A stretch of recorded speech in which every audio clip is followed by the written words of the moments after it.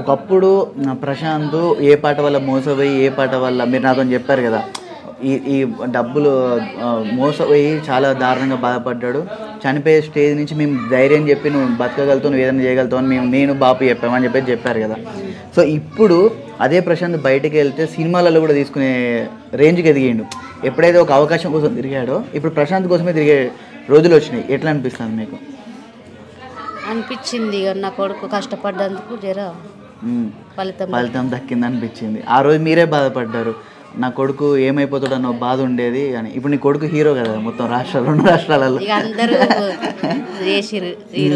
ఇప్పుడు జనాలందరూ కూడా ఇప్పుడు నిన్న అక్కడ అన్నపూర్ణ స్టూడియో కూడా ఇంతవరకు ఎవరికి రానంత జనాలు వచ్చారు. అది మీరు చూసారా టీవీలోకి? ఇట్లా ప్రశాంత్ కోసం చాలా మంది వచ్చారు. మేము పొద్దున్న అందులోకి పోయేటప్పుడే ఒక్కరు చాలా మంది వచ్చారు. మొన్న శనివారం కూడా బాగానే వచ్చారు మంది. మళ్ళీ మేము వాళ్ళకు నిన్న ఆదివారం కదా, నిన్న కూడా బాగానే వచ్చారు. మొన్న అది ఏంటిది గజమాల తీసుకొని వచ్చిరట. గజమాల తీసుకొని జేసీబీ తీసుకొని ఆడ స్టేజ్ మీద నిలబడ్డారు. నిన్న కూడా బాగానే లొల్లి. మీకు ఇప్పుడు కొడుకు ఇప్పుడు 30 లక్షల అది చెక్ వచ్చింది, దాని తర్వాత ఆ కారు వచ్చింది, నక్లెస్ వచ్చింది. స్టేజ్ మీదనే కొన్ని పంపకాలు జరిగినాయి కదా, మీకు ఏమి ఇచ్చిండు? నక్లెసా? నాకు నెక్లెస్ ఇచ్చిండు, వాళ్ళ బాపు కారు ఇచ్చేసిండు. అన్నట్టే చేసేసిండు పని. మా బాపుకు మా అమ్మకు ఒక గిఫ్ట్ ఇవ్వాలనుకున్నా ఇచ్చేసారు అని అంటున్నాను. నా కొడుకు కష్టపడ్డది మాకు దక్కింది. అసలు ఇప్పుడు మీరు ఒక ₹1 కోటి సంపాదించిన అంత ఆనందం రాదేమో. ఇంత కష్టపడి నక్లెస్ నా కొడుకు నాకు సంపాదించి ఇంతమందిని ఎదుర్కొని నిలబడ్డాడు కదా, అంత సెలబ్రిటీలు అందరి మధ్యలో ఒక సామాన్యం నిలబడ్డాడు కదా. సో మా అమ్మకి నక్లెస్ ఇస్తాను అడిగితే నీకు అసలు ఏం అర్థం కాలేదు, ఏం చెప్తాడు మనోడని అర్థం కాలే. అప్పుడు అర్థమైంది. ఒక ఆశ్చర్యంగా ఉన్నారు, బాధలో ఉన్నారు, సంతోషంలో ఉన్నారు, 3 రకాలు ఉన్నారు అప్పుడు మీరు.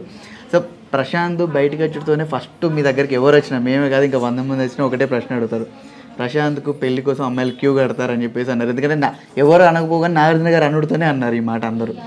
ఇప్పుడు బయటికి వస్తే ఎట్లుంటుంది పరిస్థితి? ప్రశాంత్కి అమ్మాయిలు ఎంబడి పడతా ఉంటారు కదా, మిమ్మల్ని కూడా ఫస్ట్ మిమ్మల్ని అత్తమ్మ అని మిమ్మల్ని లైన్లో పెట్టుకుంటారు. ఫస్ట్ ఇక్కడ బటన్ నొక్కాలి. ఇక్కడ మీరు ఇంట్లో అమ్మ ఓకే అన్నదంటే ఓకే అయినట్టు. మరి మీ మేనోళ్ళు, మీ అన్నలు, వరుసలు అందరూ వస్తారు. బాధ ఉండకపోతే అరే మరి ఇప్పుడు బయట వేలిసిన చుట్టాలు ఎవరు రావట్లేదా? వాడిని అదృష్టంలో ఎవరు వస్తారు? ఆయనను మంచిగా చూసుకుంటే సరిపోతుంది. అట్లా ఆయనను అర్థం చేసుకొని ఆయనను మంచిగా చూసుకుంటే వాళ్ళే లెక్కలో పడతారు. అంతే. అంటే ముందుగానే అందరికి క్లూ ఇస్తాను, మంచిగా చూసుకుంటే చాలు మాకు ఓకే అన్నట్టు. అంతేనా? మరి వాళ్ళు మంచిగా ఉంటేనే కదా బిడ్డ మాకు ఓకే అయ్యేది. అవును.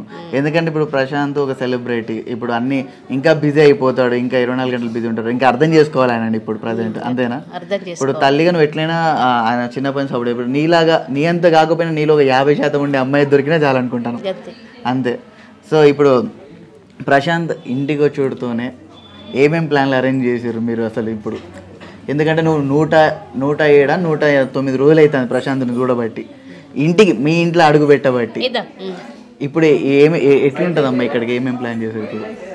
ప్లాన్ అంటే అక్కడనే ఉన్నాయి కదా బిడ్డ, ప్లాన్ చేసి వెల్కమ్ రాసిర్రు, బ్యానర్ తీసిర్రు. ఇప్పుడు మళ్ళీ తర్వాత ఇప్పుడు ఇక్కడికి వచ్చుడుతోనే మళ్ళీ రేపు ఎల్లుండి మళ్ళీ హైదరాబాద్ వెళ్ళిపోయి బిజీ అయిపోతాడు. ఇప్పుడు నీ కొడుకు వచ్చినట్టు వచ్చి మళ్ళీ ఇక బిజీ అయిపోతాడు. ఎట్లా అనిపిస్తుంది? నీ దగ్గర ఇన్ని సంవత్సరాలు బాయికాడ పని చేసుకుంటుండే కొడుకు ఇప్పుడు బాయికాడ చేద్దామని కుదరదు అనుకున్నాము. బాయికాడ వాళ్ళ బాపు పోయినప్పుడల్లా గుర్తుకొచ్చేది. ఎందుకంటే నా కొడుకు బాగా బాయికాడికి పోయేది, వాళ్ళ బాపుకి ఏ పని చెప్పకపోయేది. బాపు నేను చేస్తుంది అని చేసుకునేది. మరి ఇప్పుడు వచ్చి మళ్ళీ చేసే అవకాశం లేదు కదా పాప. ఆయనకి ఇష్టం, వ్యవసాయం అంటే చాలా ఇష్టం. కానీ ఇప్పుడు ఖాళీగా ఉండలేరు కదా, ఏ హీరోగానో లేకుంటే ఒక మంచి సినిమాలనో లేకుంటే మంచి పాటలలోనో పెడతా ఉంటారు. అంటే ఇక్కడ కుదరదు పాపం ఊరికి వచ్చుడు. నీకు బాధ అనిపిస్తుంది కదా ఎంతో కొంత? ఏమనిపిస్తుంది ఇప్పుడు మళ్ళీ తర్వాత ఆలోచిస్తే? ఇప్పటి వరకు సంబరం ఉన్నాయి, తర్వాత ఎట్లా అనిపిస్తుంది? ఇక తర్వాత అంటే ఇక వాళ్ళు కూడా ఎదగాలి కదా బిడ్డ. ఇక రెక్కలు వచ్చినాయి మనం తప్పదు అనుకుంటూ. నీ కళ్ళలో బాధ ఉన్నదిలే పాపం, చెప్పలేకపోతాను.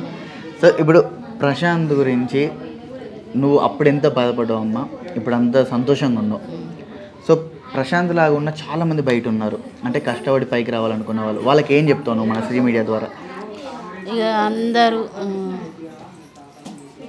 అందరూ ఓట్లేసి గెలిపించినందుకు థ్యాంక్స్. ప్రశాంత్ లాగా పైకి రావాలంటే మీరు ఏమని చెప్తారు?